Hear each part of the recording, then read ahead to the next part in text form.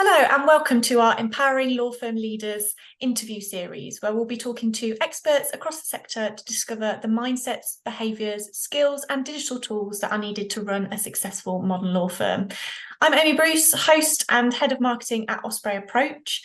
And today I'm joined by the founder of Iron Carrot, a consultancy team delivering bespoke data governance services to law firms, and previous head of information and research at a leading global law firm, CJ Anderson. Welcome, CJ. Thank you so much for joining me. My pleasure. Lovely to chat with you again, Amy. We'll be discussing how law firms can utilise data to get more value from their tech investments and also better meet client expectations. We'll be covering the impact of having an effective data strategy on your business, clients and employees. We'll touch on achievable goals to get started at creating a strategy, how your data is affecting ROI on your tech investments, and the key steps of creating a data governance framework. So, as I mentioned, you're the founder of Iron Carrot, which began over 5 years ago. So I just wanted to first touch on a little bit about your background and your experience that's led you to where you are today. That's an interesting question, actually. So by background, I'm a librarian by qualification, but have always worked in the end of librarianship that we now would call data governance, data management. So my career for the last 30 plus years has always been in the data space, and the last 25 of those working with or for law firms, and again in kind of data projects. So I don't really do technology, although obviously it's a critical part of data, but it is around having experience of knowledge data, marketing data, finance data, the language that law firms speak in these spaces, and how the jigsaws need to come together. And about 5 years ago, I realized that I was spending a lot of time talking to people about data governance as a concept, because we had a label for it then. We didn't always have a label of data governance. It was just called, tidy data or clean data. So we now had a label to put on it, and how law firms can leverage what was quite a regulatory thing that a lot of their clients had already done to make better and more use of their data in a slightly different way and build that good structure of data governance to help them get where they need to go. So I've kind of gone from librarian through law firm data and out into my own consultancy. Yeah, absolutely. And I don't think you'd initially connect those things, but it makes so much sense. And yeah, absolute expert in everything data and the language of how to put that together. So thank you so much for joining us. And of course, our listeners should stay until the end, because we'll be touching on so many best practices and recommendations. But let's say they've only got 5 minutes. What are your sort of top 3 quick takeaways or lessons that you've learned about running a successful law firm? So it's as much about data as it is about your people, because your people need to find things, use things, and share things with each other.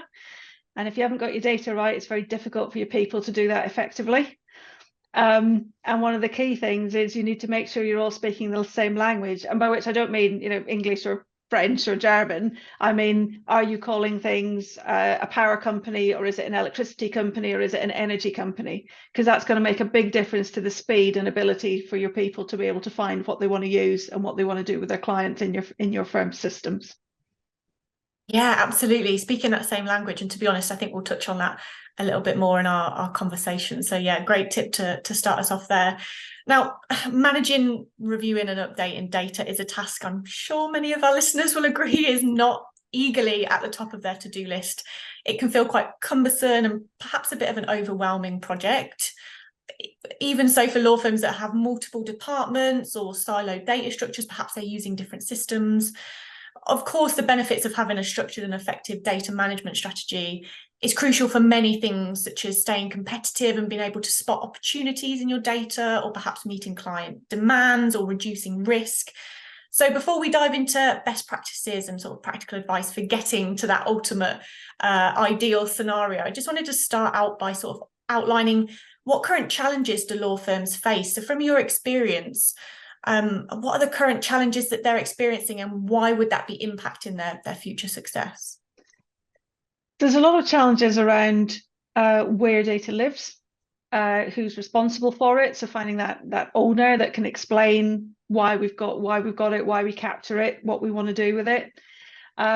the rules around it, certainly as law firms are starting to look at the cleverer tools, the process-driven tools like AI or kind of shared systems, you need to have a lot of clarity around what data you want to give to these systems and what the rules are, not just legal, but client contractual or even ethical, that you want to do with it. And if you don't know where your data is, how it got there, who looks after it, it's very hard to then say, well, we'll point the AI over there and it'll learn all of that. If you don't know what all of that actually constitutes, it's kind of one of those interesting challenges. The other one is around just process efficiencies. It's difficult to, everyone's pressured for time and pressured for wanting to make things more efficient and make things easier for lawyers just to get on with the job of lawyering.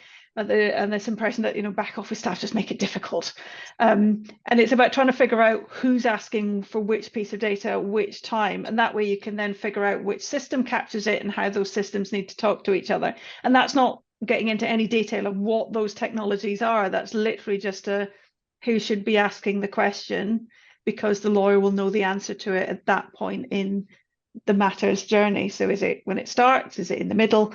Is it at the end?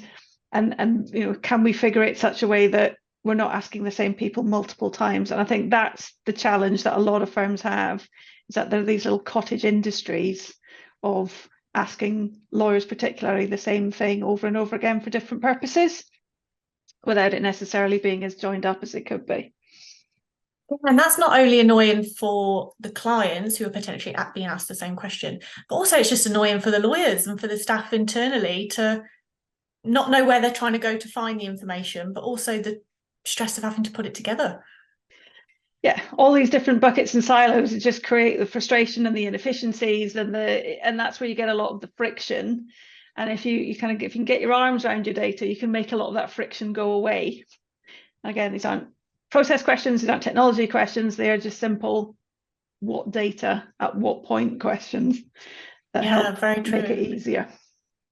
Yeah, and I mean, I don't want to touch on AI because there's plenty of other podcasts that are doing that in the legal sector at the moment. But even just trying to take advantage of any sort of legal innovation or legal technology innovation, if you haven't got that initial data structure to either lend itself to the technology or, like you said, AI, look at this and make this simplified for me. If you've not even got the central place for the data to be stored in the first place, or you're not 100% sure what it means, how can you then expect it to work in the technology, I suppose?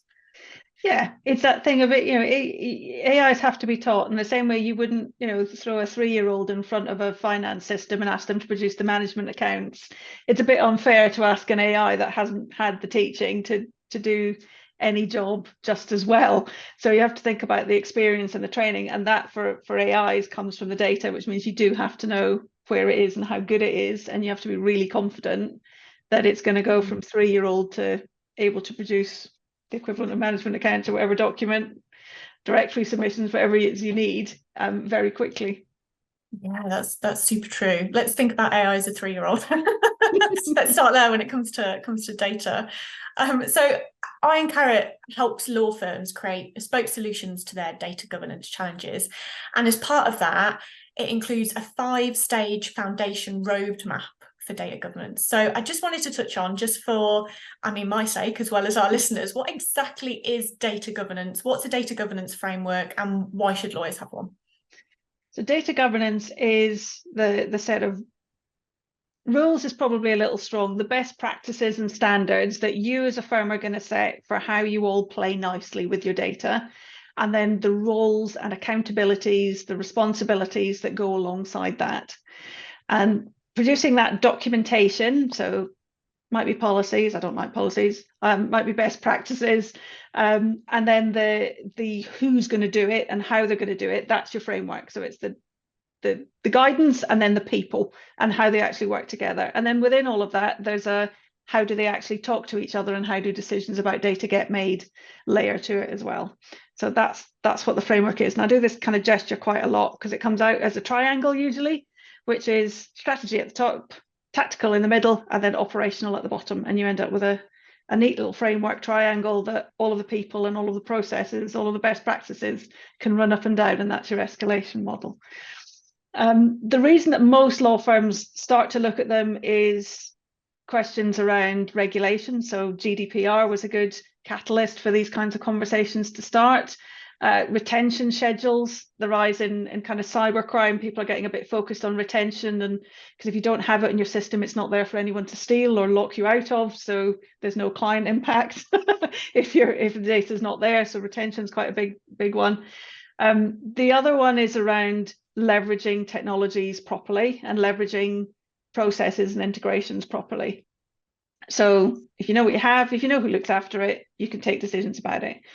And it's not true that every piece of data in your firm is going to be under governance or part of your governance framework. It's just going to be the critical things for your firm.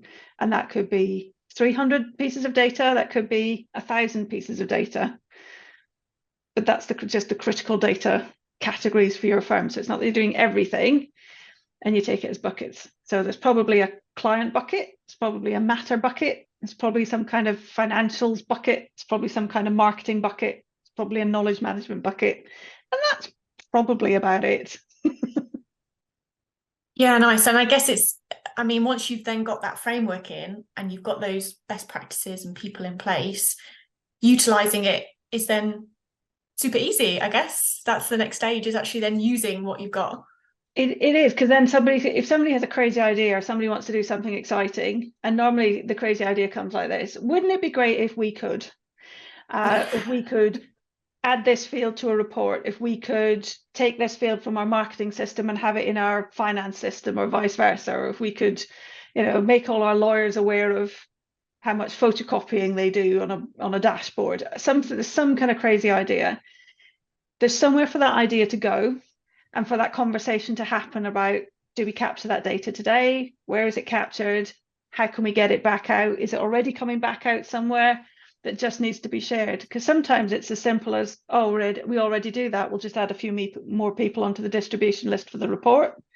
Sometimes it's, oh, we've never captured that before, we're going to have to sit down and agree which system it's going in, and it's a whole new process and everything that entails. And a lot of time it's well, we kind of got it, but we don't really do it. We've got a data quality issue. Let's figure out how we improve that. But when you've got the right people in the framework, the right people in the room going through those operational, tactical, strategic layers, you can get from an idea to a yes, a no, or a maybe in quite quick time. And with the strategic people being involved at the top, you can then get the funding and the support to actually do something new if it requires something new or crazy or expensive, in a really positive way, because it's been through the checks and balances.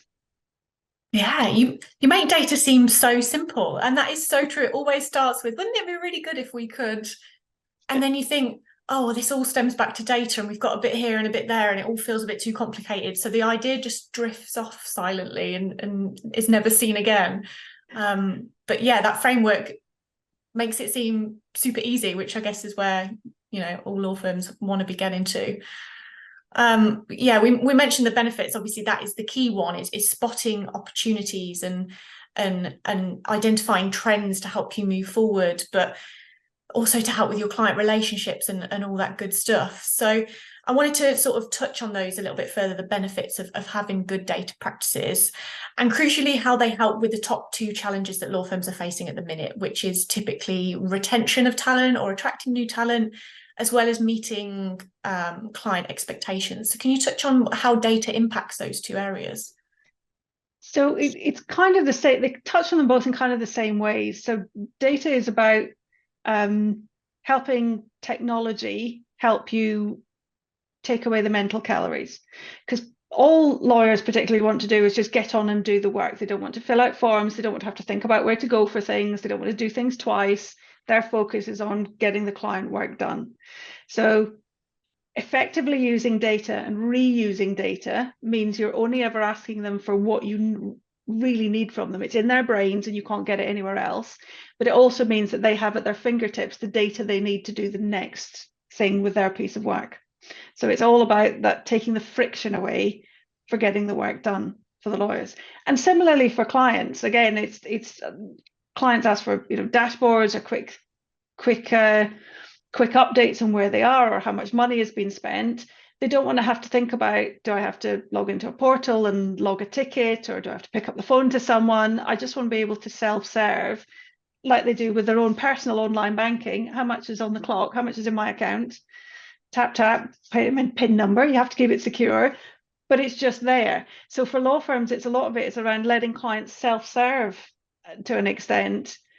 What is, beyond the documents a little bit. It's a little bit more around the financials. It's a little bit more around the relationship, because again, they don't necessarily want to pick up the phone and have more billed hours for a simple, how much money have I spent on the clock this month, or what's my bill going to be this week, or how much do we estimate next month's going to be? These kind of very basic questions. So again, it's that taking away the friction, taking away the mental calorie load, and just making things easier and a little bit more joined up.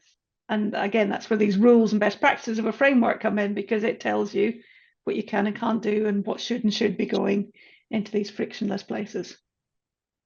Yeah, I love that phrase, mental calorie load. You joined us on our Build Better Habits series a couple of episodes ago to talk about how law firms can become more data driven. And that was one of the points you mentioned there about allowing the technology, therefore the data stored in the technology, to take away that pressure and stress and mental calorie load of being able to do your job. And just like you said, getting the data as and when you need it, having access to the data you need, full stop, to be honest, just to take away that extra sort of level of stress and pressure on just getting your work done. Yeah, technology shouldn't be a barrier, it should be an enabler. And a lot of the problems that technologies have being successful comes down to the data that's in them and how the data that's in them is being used. It's not actually the technology itself. Yeah, and that's the initial barrier, isn't it? And we will come back to that in tech and data just in a moment. But yeah, we also touched on the biggest barrier for law firms at the moment, and typically a really big driver for looking into their data is silos, is teams working alone, lawyers working alone. How can law firms remove those silos across their business? What advice have you got for that? I think it's about creating a culture of working out loud. I think it's people tend to see themselves in these silos, but actually when you're talking about data, you can't think that way. You've got to think that way, which shared. People share the data, people share the data through the process, and people either side of them aren't going to know unless they're actively working out loud. So it is a culture shift, and it is a change in how people think about data and how people interact with data and talk about data.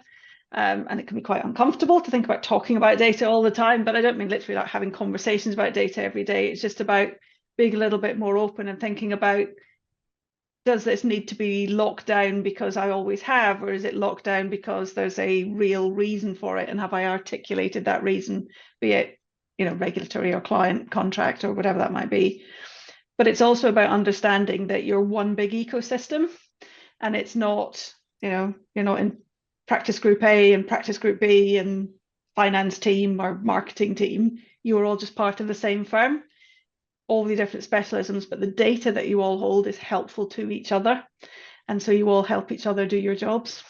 And that's quite a big culture shift for a firm. You said talking out loud. What would that mean, or what's a potential example of talking out loud? So that kind of talking out loud, working out loud is around being very transparent about what data is stored where, and having that accessible on the intranet, having a glossary of language so that every acronym that every team uses, even if it overlaps with other teams, is there and available to you, so that if you see, AmLaw, it's either the American Law Association, or it's the magazine, which is the American Lawyer, which has used the same abbreviation. So it's just helping people understand what that means. So everybody shares, oh, that's an acronym I've not used before, let me check and see if that's in the firm's acronym bank. And everybody is comfortable asking those questions and participating to develop those assets. It's not somebody's job to do it, it's everybody's job to do it. Yeah, I guess that then, because sometimes you come across something and you think, should I know what that means? Should I already? And you feel a bit silly for asking the question. But if it's already just sort of mapped out, then everyone's on that same sort of wavelength. Yeah, it's a journey, and it's kind of realizing that there are no silly questions. And I've been working in law for 25 years. I'm still coming across acronyms I don't know and shouldn't know, and nobody expects me to know. But what I do expect people to do is write them down, so that somebody has a chance to look it up. And there's also a mechanism for me to go, hey, this acronym isn't in our knowledge bank, isn't in our glossary. Can somebody tell me what it is? And we'll add it. Yeah, definitely. I also liked what you were saying there about being in the one ecosystem, because the data you collect or the data you use right now might be useful for somebody in the future. It's not necessarily that everyone's going to be using it at the same time, but it's collecting it and using it in a sense that then maybe 6 months down the line, maybe it's used by marketing or in a communication that can then be reused, and having that sort of foresight to think about how's that going to impact down the line. It's starting to see data as more of a river, and it has a journey through the firm. And so it's your job to either throw the fish food into the river, feed it at the right time, or be the fisher person and take the fish out when you want to do something with it. You've got to interact with that river and help do your part to make sure that it's a healthy ecosystem, a healthy river of data.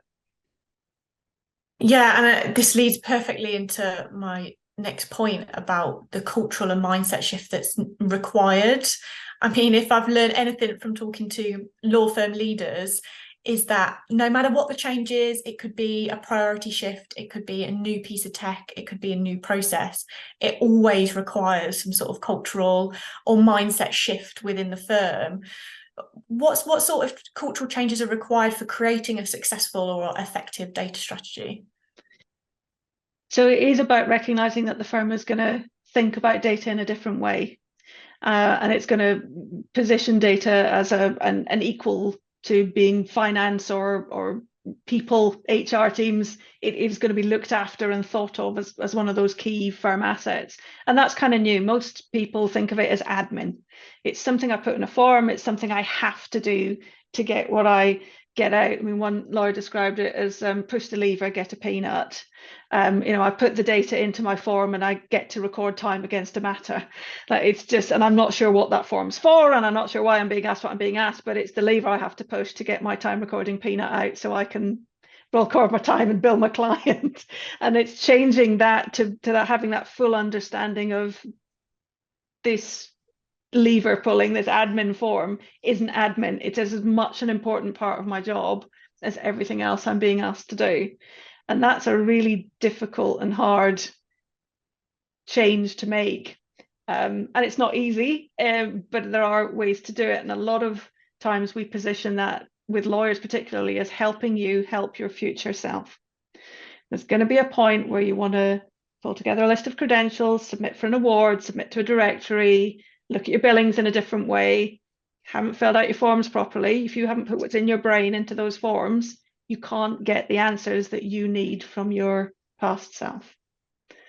So we try to position it around that kind of helping yourself rather than helping the firm to help with that culture change. But it is genuinely about thinking about data differently, and also about support teams thinking about data differently. So just because it's in my system doesn't mean I own it.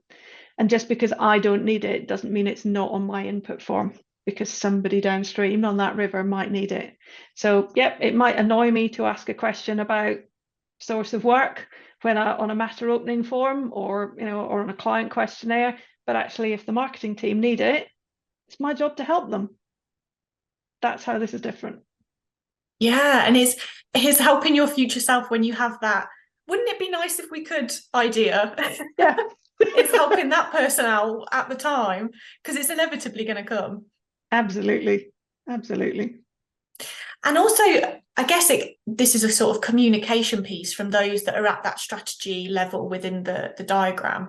It's a communication piece about the impact that you personally have on the data, which then personally has on meeting the goals of the firm. I guess it's really honing in on what impact you're having in that journey, I suppose. Yeah, absolutely. And it's about that personal impact. It's also about the impact that data strategy has. A data strategy can't exist in isolation. It exists to support something the firm has already said it wants to do. So if it wants to target a whole bunch more clients, it's going to have to measure that. How's it going to measure that? We're going to capture data on it. That means everybody's going to capture data. So it's about drawing the line on the personal accountabilities and personal responsibilities for the firm's strategy through the data strategy.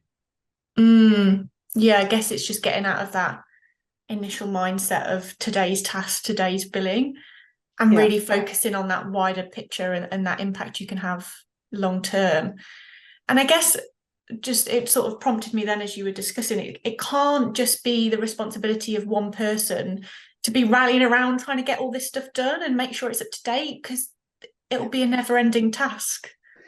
Absolutely. And that's why we talk about the roles, the accountabilities and responsibilities in a framework. And a lot of that is around senior sponsorship, leading from the front, being the absolute, poster children of doing the right thing in every system, and some very senior people actually demonstrating that it can be done.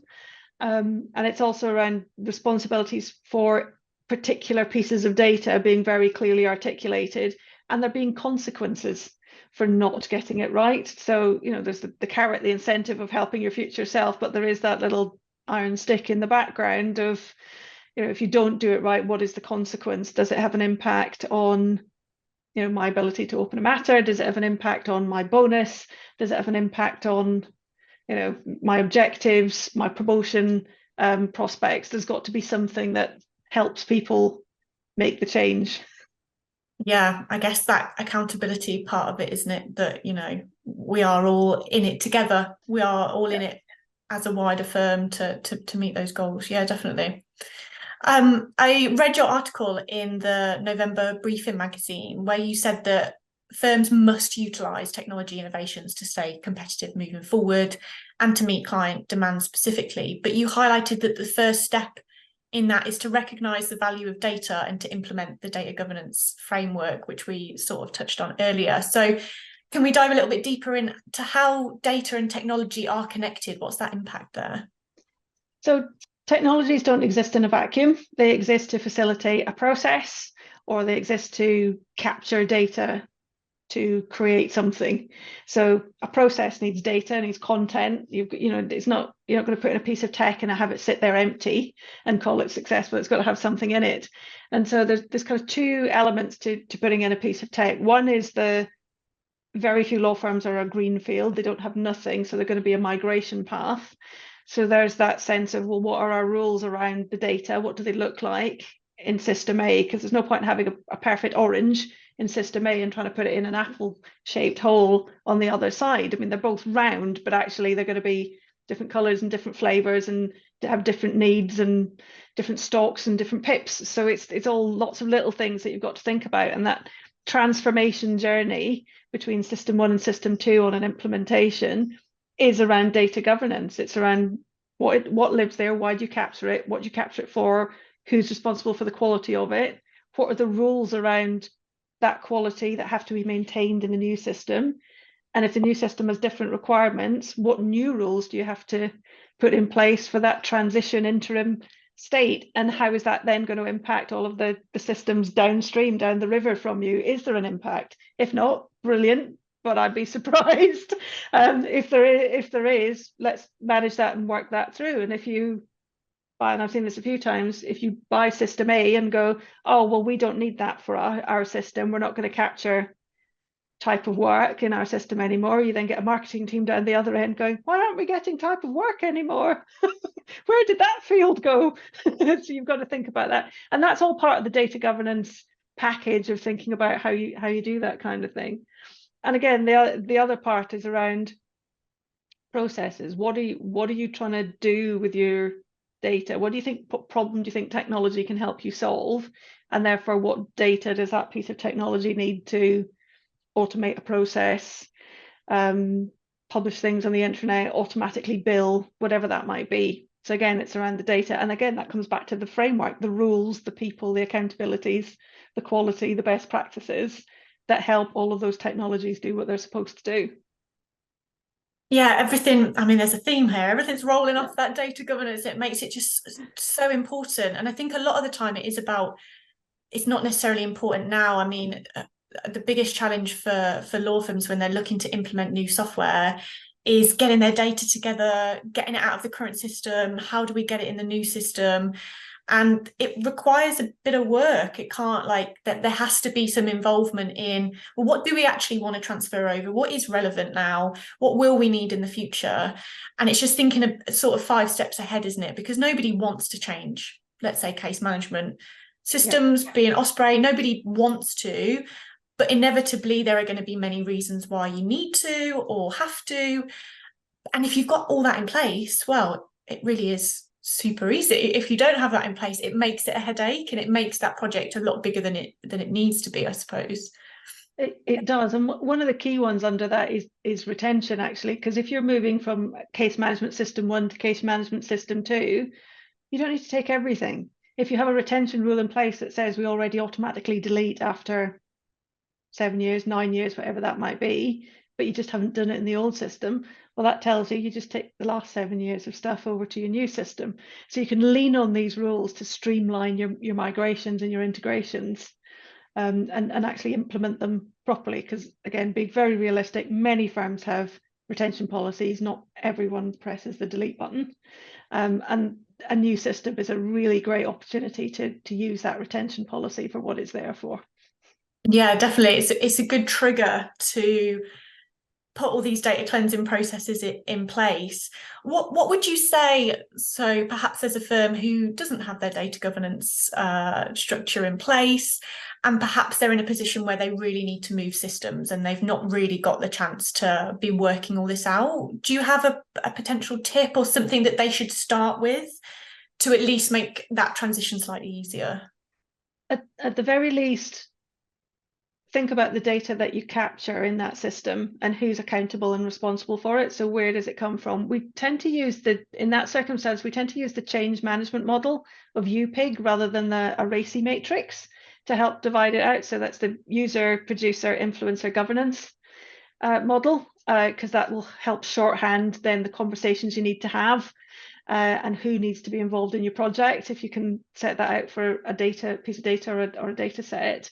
The other thing is to work out loud, because you never know where in a firm, in a process, in another system, necessarily somebody's going to be impacted.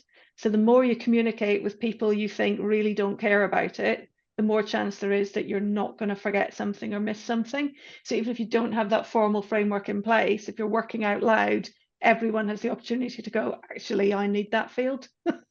Please don't take it away.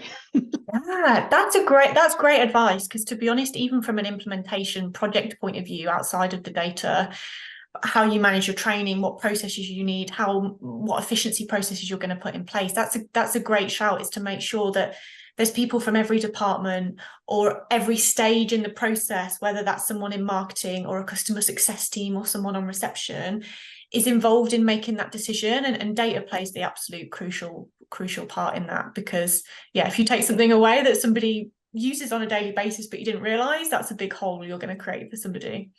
Yeah, absolutely. It's about taking those silos away again. That's all this comes down to, really. Yeah, back to that point, definitely that's the biggest benefit, because that then opens further benefits moving from that. At the start of the year on your LinkedIn, and I appreciate we're a few months in now, but you listed some achievable data governance goals for the new year.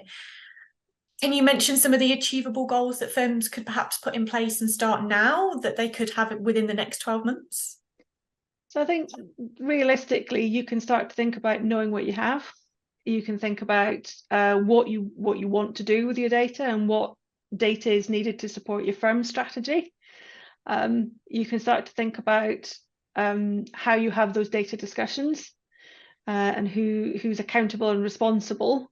And you can start to think about how you're going to share. So where's the mechanism you're going to start sharing your glossary, your acronyms?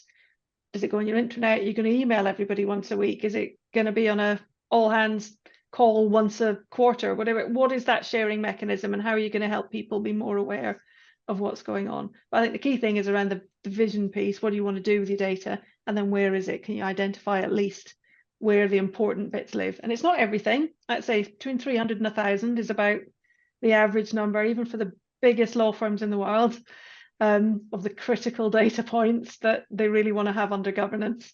So that feels achievable. Yeah, that's good to know that especially as you grow, this isn't going to become a unmanageable mammoth. There really is the key things that people should be making sure they've got as part of that strategy. And I think that is a brilliant way to end the conversation, because that feels manageable, to look at what is it that you actually want to capture? Where are you going to be capturing and storing this, and thinking about how you're going to look to share this? What mechanism are you going to use to make sure that people are working aloud and working together?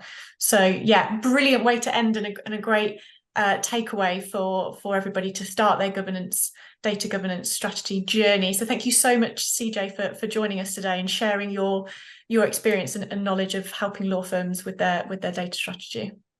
My pleasure. It's been lovely to chat.